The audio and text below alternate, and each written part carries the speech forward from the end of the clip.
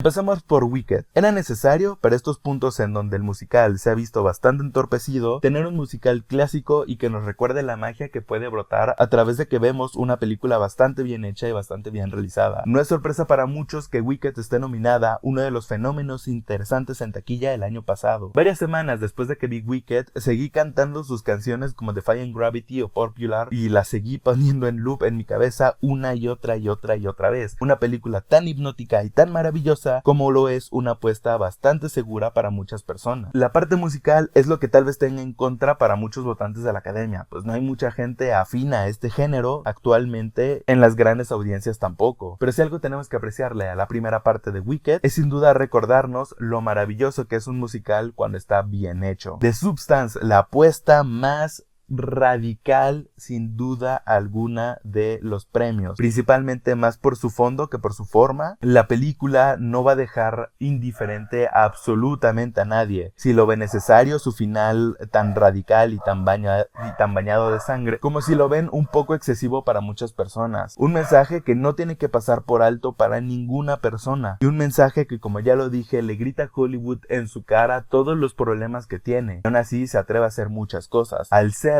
tan radical en su manera de contar las cosas, es una película que tenga muchas cosas en contra para sus votantes, pues mucha gente ni siquiera podría aguantar terminar de verla. No es tan grotesca como otras películas del body horror, pero sin duda es una película importante que se tiene que hablar en estos tiempos. Nickel Boys, la película más radical sin duda alguna de estas 10. Tal vez más radical en su forma que en su fondo, a diferencia de Substance. Nickel Boys es la apuesta más artística de las 10 nominadas este año, y sin duda una película bastante interesante. Para muchos es una película aburrida, para otros es una película brillante y artísticamente maravillosa. A mí me pareció una película hipnótica de principio a fin. Desde el primer momento, a pesar de estar un poco confundido con el punto de vista que toma literalmente la película, es una película que me pareció bonita y brillante en más de un sentido de la misma. Una película con un mensaje importante, aunque para muchas personas tal vez sea un mensaje de panfleto 100%. Una película que nos indaga a buscar más en el pasado histórico y no dejar morir en más de un sentido a las personas que sufrieron tanto para obtener ciertas libertades, e inclusive una película que nos hace recordar que aunque los tiempos han cambiado, aparentemente hay cosas que nunca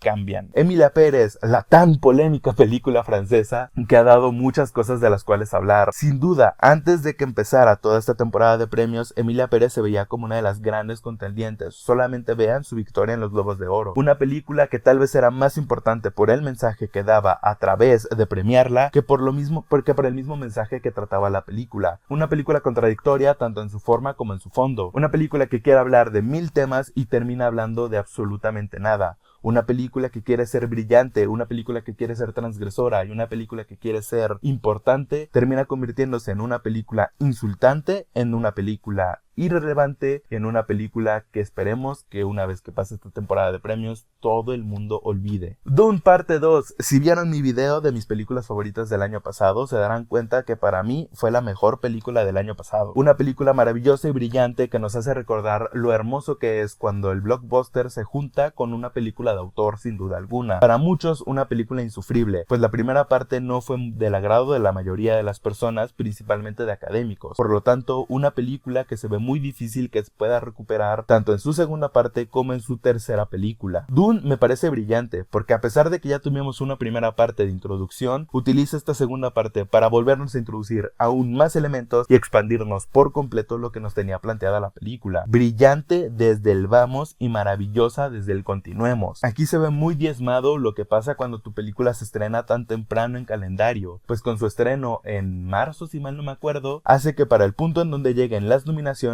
a mucha gente se le haya olvidado, teniendo principalmente un punto fuerte en sus apartados más técnicos que en sus apartados más creativos, y que es bastante triste que la película no se vea tan premiada en esta temporada. Hay gente que dice que apuesta que la tercera parte será como El Retorno del Rey, una película que domine por completo su temporada y una película que vaya a llevarse todos los premios sabidos y por haber. Lo veo muy difícil por cómo se trató la segunda parte, pero esperemos que en un futuro Dune sea reconocido y sea recordada como la obra maestra que es. Cónclave, el thriller político más interesante que ocurrió este año. Y es bastante curioso el timing que tiene, considerando con lo que está pasando actualmente con el Papa Francisco. Cónclave es brillante en más de un sentido. Su puesta en escena, su dirección, sus actores y su trama es una de las cosas que me sorprendieron para bien en esta película. Una película que piensas que te va a llevar por un lado y que a lo largo de sus 2 horas de duración te maneja y te lleva por caminos que no pensabas que ibas a decir. Aunque la película tiene caminos impredecibles e inverosímiles si lo examinamos de manera mucho más detallada, no importa porque cuando la estamos viendo te crees por completo toda la locura que está ocurriendo dentro del cónclave para escoger al siguiente papa. Una película que tal vez es más hermana de Mean Girl que lo es de tal vez alguna otra película de thriller político, pero sin duda es una película maravillosa, estupenda y que no se debe pasar por alto, y la segunda película favorita para llevarse cosas. Con su victoria en los SAG, con su victoria en los BAFTA, se convierte en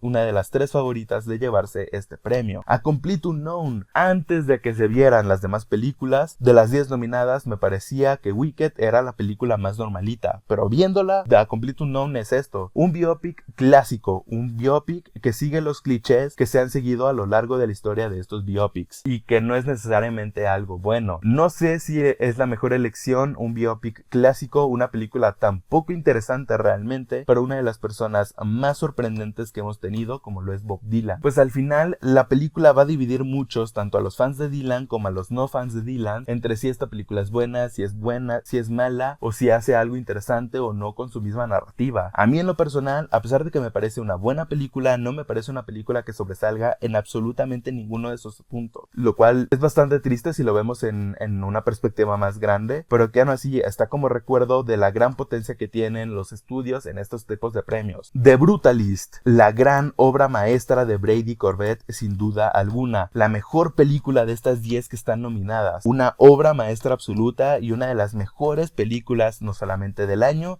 sino de la década. Con sus casi 4 horas de duración, es muy difícil de que muchos votantes voten por ella porque prácticamente hay poca gente que la vio completa, pero que sin duda no hay que pasar por alto la deconstrucción del sueño americano que construye Brady Corbet en todo momento de la película. Un primer acto brillante y un segundo acto que es completamente desgarrador. Para muchos es una película que se cae a cachos en su segunda parte. Para mí es una segunda parte que no solamente reafirma las cosas que planteó en sus cimientos, sino que sin duda alguna, con todo lo que hace, la convierte en una película brillante y maravillosa y, como ya lo dije en más de una ocasión, una clara obra maestra en tiempos modernos. Aún estoy aquí. La película que sorprendió a todo el mundo por completo cuando se nominó. Tal vez la película que tenga menos chances de estas 10, pero es una película que no deja de ser potente por su discurso que tiene. Una película que nos hace recordar el dolor que tienen las tragedias en las personas que se quedan. Un sentimiento el cual América Latina se puede ver bastante identificado. Todo lo que quiso hacer Emilia Pérez lo logró Aún estoy aquí con una sola escena. La película me parece brillante, la película me parece maravillosa y sin duda de las películas que están nominadas me parece una de las que más se rescatan cuando estamos hablando de que en taquilla posiblemente haya mucha gente que la vea simplemente por tener la nominación al Oscar. Y sin duda me parece una película que es importante no dejar olvidar y es una película que es importantísima por muchos sentidos. Fernanda Torres es una actriz brutal que en una escena en donde no tiene ningún tipo de diálogo te transmite mucho más que muchas actrices que logran por completo en casi 2 horas de película. Y esto no solamente lo vemos en una escena, sino lo vemos en varias escenas e inclusive una de ellas con Fernanda Montenegro. Brillante hasta más no poder. Y finalmente Anora, la última de estas 10. Ya quiero acabar con esto, mi voz no puede más.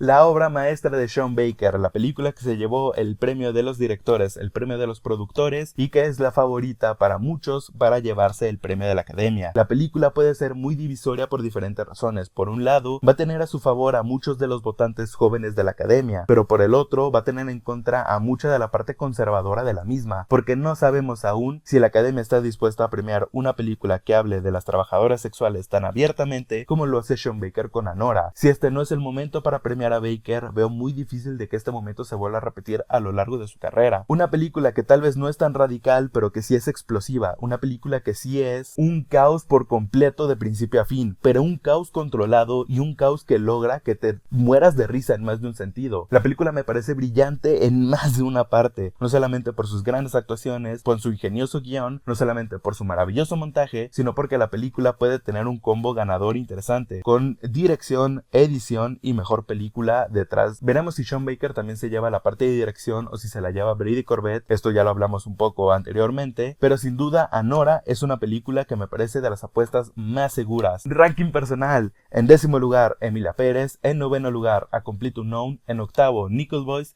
en 7º Wicked, en 6º Anora, en 5º Aún Estoy Aquí, en 4º The Substance, en 3º Dune Parte 2, en 2º Cónclave y en 1º The Brutalist. Mi apuesta para el premio, a pesar de que parezca ser una carrera de 3 bandas por The Brutalist, Cónclave y Anora, mi apuesta, lo más seguro, es que se va para Anora, siendo como película que se lo puede llevar sin duda alguna y que se lo puede robar, y la sorpresa para muchos sería Cónclave.